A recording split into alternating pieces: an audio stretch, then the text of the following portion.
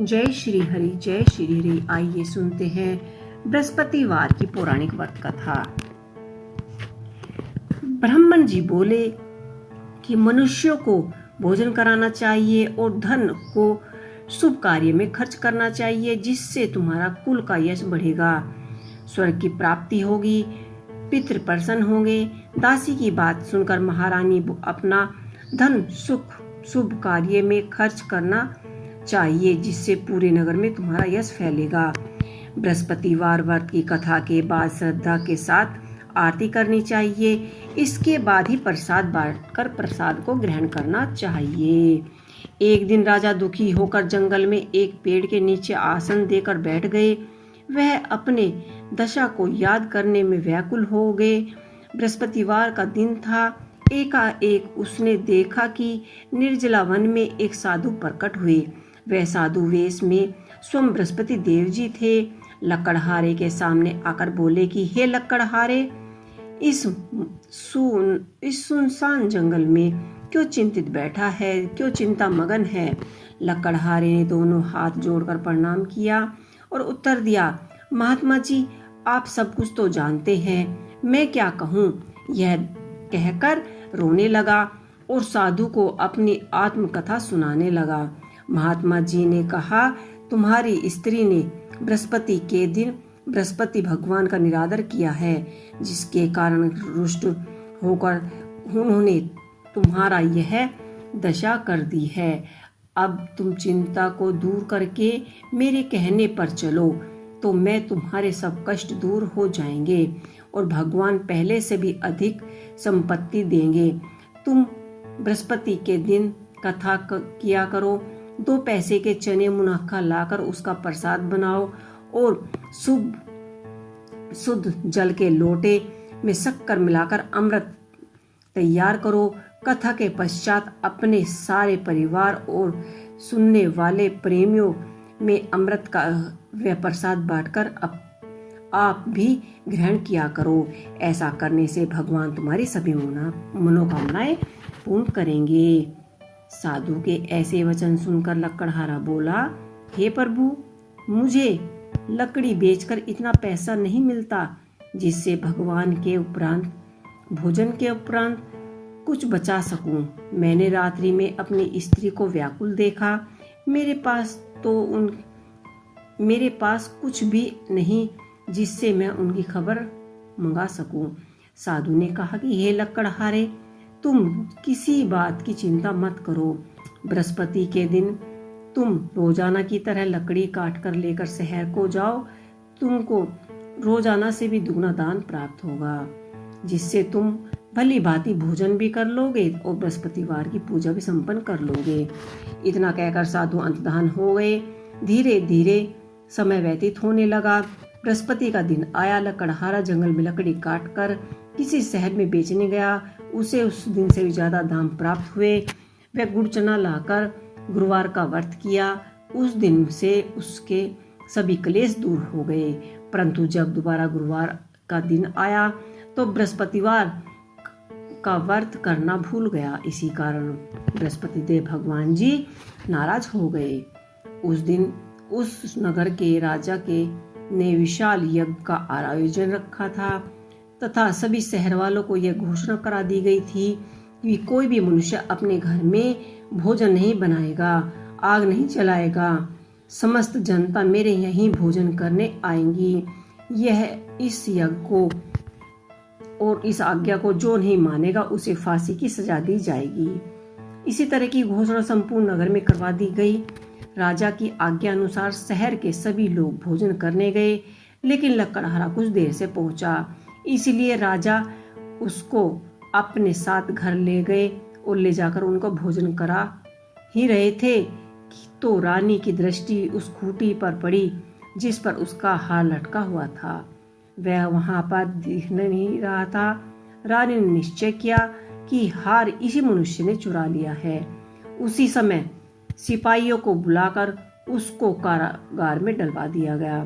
जब लकड़हारा कारागार में पड़ गया और बहुत दुखी होकर विचार करने लगा तो उसने जाना कि कौन से जन्म के कर्म है जो मुझे यहाँ दुख की प्राप्ति हो रही है, और उसी साधु को याद करने लगा तब जो उसे जंगल में मिला था। उसी समय तत्काल बृहस्पति देव जी साधु के रूप में प्रकट हुए और उसकी दशा को देखकर कहने लगे, अरे मूर्ख, तूने बृहस्पति देव की कथा नहीं सुनी, इसी कारण तुम्हें ये दुख की प्राप्ति हुई है। अब चिंता मत कर, बृहस्पतिवार के दिन कारागार के दरवाजे पर 4 पैसे पड़े मिलेंगे, उनसे तू बृहस्पति देव की पूजा करना, तेरे सब कष्ट दूर हो जाएंगे। बृहस्पतिवार के दिन उसे 4 पैसे मिले। लकड़हारे ने कथा कही। उसी रात्रि को बृहस्पति देव ने उस नगर के राजा को स्वप्न में कहा कि हे राजा, तूने जिस आदमी को कारागार में बंदी बनाया है वह निर्दोष है, वह राजा उसे छोड़ देना। रानी का हार उसी खूंटी पर लटका है, अगर तू ऐसा नहीं करेगा तो तेरा सारा राज्य नष्ट हो जाएगा। इस तरह से रात्रि के स्वप्न को देखकर राजा प्रातःकाल उठा और खूंटी पर हार देकर लकड़हारे को बुलाकर क्षमा मांगी तथा लकड़हारे को योग्य सुंदर वस्त्र आभूषण देकर विदा किया। बृहस्पति देव की आज्ञानुसार लकड़हारा अपने नगर को चला गया। राजा जब अपने शहर के निकट पहुंचा तो उसे बड़ा आश्चर्य हुआ। नगर में पहले से भी अधिक बाग बगीचे, कुएं, तालाब, धर्मशालाएं, मंदिर बनी हुई थी। राजा ने पूछा, किसके बाग धर्मशालाएं हैं? तब नगर के सब लोगों ने कहा कि यह रानी के और बांदी के हैं। तो राजा को आश्चर्य हुआ और गुस्सा भी आया। जब रानी ने यह खबर सुनी कि राजा आए हैं तो उन्होंने बांदी से कहा कि हे दासी, देख, राजा हमको कितनी बुरी हालत में छोड़कर गए थे। हमारी ऐसी हालत देखकर वह कहीं लौट न जाए, इसलिए तू दरवाजे पर ही खड़ी हो जा। आज्ञानुसार दासी दरवाजे पर खड़ी हो गई। राजा आए तो उन्हें अपने साथ लिवा लाना। तब राजा ने क्रोध करके अपनी रानी से पूछा, यह धन तुम्हें कहां से प्राप्त हुआ? तब उन्होंने कहा, हमें यह सब कुछ बृहस्पति देव के इस व्रत के प्रभाव से प्राप्त हुआ है। राजा ने निश्चय किया कि 7 रोज बाद जो बृहस्पतिवार आएगा सभी बृहस्पति देव का पूजन करेंगे, परंतु मैं प्रतिदिन में 3 बार कहानी कहा करूंगा और व्रत किया करूंगा। अब हर समय राजा के दुपट्टे में चने की दाल बंधी रहती तथा दिन में 3 बार कहानी कहता। एक रोज राजा ने विचार किया कि चलो अपनी बहन के यहाँ घूम आता हूँ। इस तरह निश्चय कर राजा घोड़े पर सवार होकर अपनी बहन के यहाँ चला गया। मार्ग में उसने देखा कि एक आदमी मुर्दा को ले जा रहे हैं। उन्हें रोककर राजा ने कहा कि अरे भाइयों, मेरी बृहस्पतिवार की कथा सुन लो। वे बोले, लो भाई, हमारा तो आदमी मरा पड़ा है, इसको अपने बृहस्पतिवार की कथा की पड़ी है। इसको कथा की पड़ी है। परंतु कुछ आदमी बोले, अच्छा कहो, हम तुम्हारी कथा अवश्य ही सुनेंगे। राजा ने दाल निकाली। जब कथा आधी ही हुई थी कि मुर्दा हिलने लगा और जब कथा समाप्त हुई तो राम राम कह के मुर्दा उठ खड़ा हुआ। आगे मार्ग में उसने एक किसान को खेत जोतते हुए देखा। राजा ने कहा, अरे भाई, मेरी कथा सुन लो, तुम मेरे बृहस्पतिवार की कथा सुन लो। किसान बोला, अरे जब तक मैं तेरी कथा सुनूंगा तब तक तो मैं 4 हलाई जोत लूंगा, जा अपनी कथा किसी और को सुनाना। इस तरह से राजा आगे चले गए। राजा के हटते ही बैल पछाड़ खाकर गिर गए। किसान के पेट में दर्द होने लगा।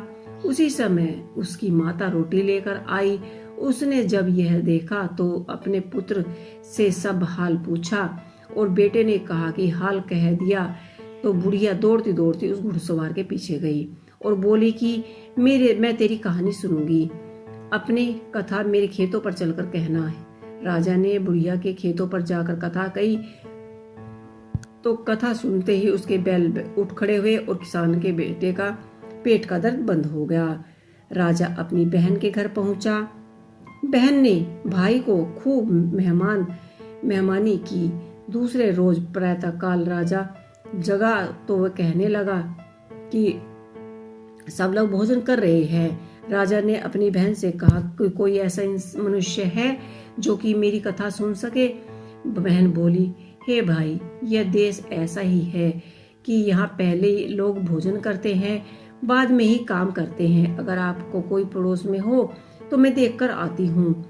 वह ऐसा कहकर चली गई, परंतु उसे ऐसा कोई भी नहीं मिला जिसने भोजन न किया हो। अतः एक कुम्हार के घर गई जहाँ उसका लड़का बीमार था। उसे मालूम हुआ कि उसके घर पर 3 रोज से किसी ने भोजन नहीं किया है। रानी ने अपने भाई की कथा सुनने के लिए कुम्हार को कहा। वह तैयार हो गया और राजा ने जाकर वहां बृहस्पतिवार की कथा सुनाई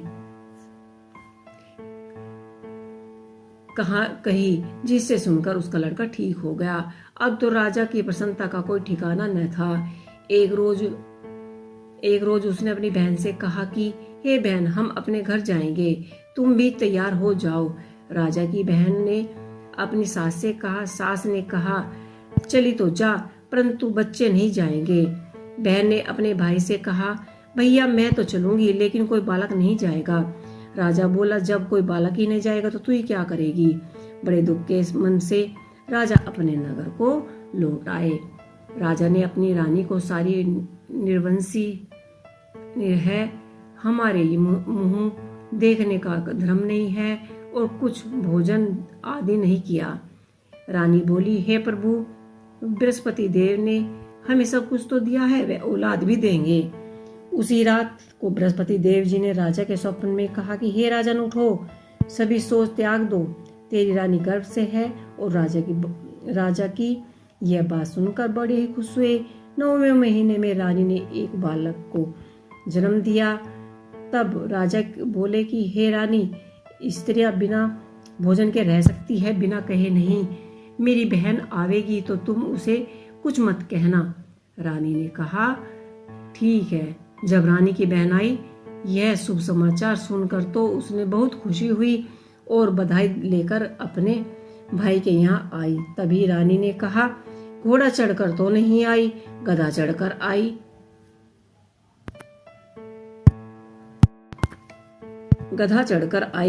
राजा की बहन बोली, भाभी, मैं इस प्रकार न कहती तो आज आप कैसे औलाद मिलती? तो बृहस्पति देव की ऐसी ही महिमा है। जैसे जिसके मन में कामनाएं हैं, सभी की कामनाएं पूर्ण होती हैं। जो सदा भावना पूर्वक बृहस्पतिवार का व्रत करते हैं एवं कथा पढ़ते हैं अथवा सुनते हैं, दूसरों को बृहस्पतिवार ऐसे ही है जिससे कथा मन कामनाएं पूर्ण हो जाती हैं अथवा कथा सुनते हैं, बृहस्पति देव उनकी सभी मनोकामनाएं पूर्ण करते हैं। तो इसी के साथ कथा यहीं समाप्त करते हैं। आपको मेरी ये कथा कैसी लगी मुझे कमेंट कर जरूर बताइएगा। जय श्री हरि, जय श्री हरि।